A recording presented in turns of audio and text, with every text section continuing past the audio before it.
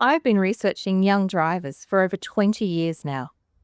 We know that young drivers are overrepresented in crash statistics, and we also know that the introduction of graduated driver licensing reduces these crashes.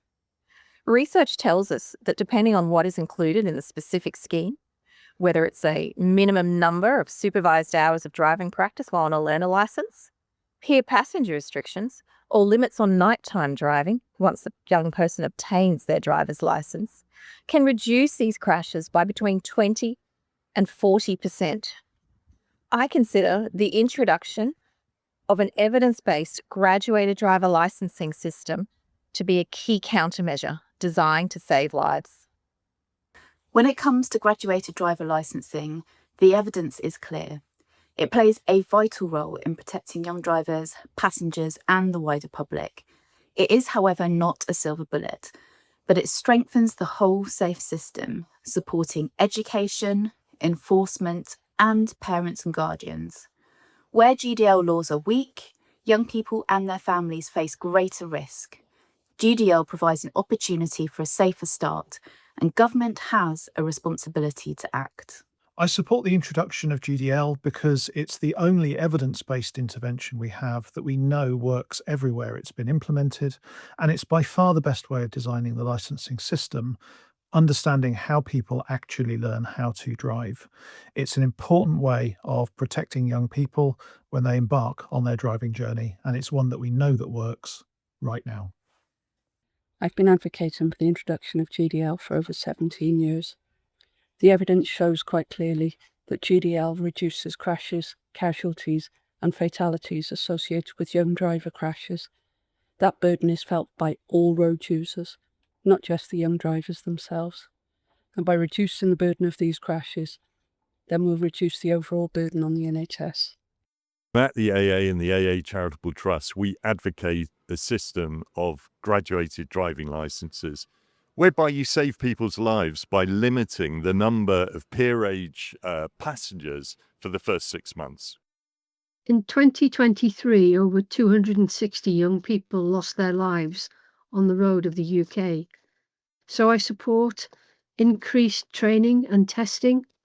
I support restrictions on passengers, restrictions on nighttime driving, more public awareness and education so that people really understand that any measures introduced is about saving lives, young lives of both the driver and the passengers.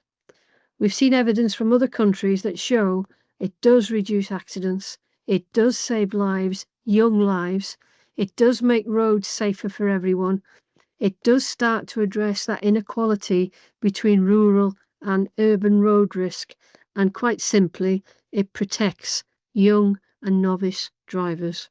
Fire and rescue services attend thousands of road traffic collisions each year and promote road safety in their communities. Young drivers are among the most vulnerable road users, partly due to inexperience and an increased susceptibility to peer pressure. Road casualty data shows young drivers face the highest risk when carrying passengers, particularly at night. Action to address these risks is essential, including legislation similar to the UK's tiered licences system for new motorcyclists. Tackling deaths and injuries among young drivers requires bold action. Too many young people are dying on our roads due to a lack of on-road experience, distraction, peer pressures, or a combination of all of these things. I'm determined that policing and partners will do all that we can to encourage safer behaviours among young and novice drivers. We must do more to reduce these needless deaths, and as such, I'm supportive of some form of graduated or progressive driving licence.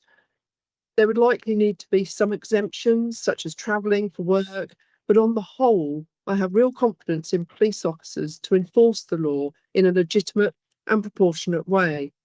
We see them do this every single day. Introducing simple but effective measures to limit distraction of any kind will allow the driver to focus on the task of driving for the first few months after passing their test. This will allow them to build up experience and confidence that in turn will make them a safer driver. We know such measures can save lives because we have seen the evidence from other countries around the world that have introduced such protections. Whether we call them graduated or progressive driving licenses, in some ways it really doesn't matter. What does matter is that we do something to stop young and novice drivers from dying on the UK roads. Thank you for what you are doing every day to assist this.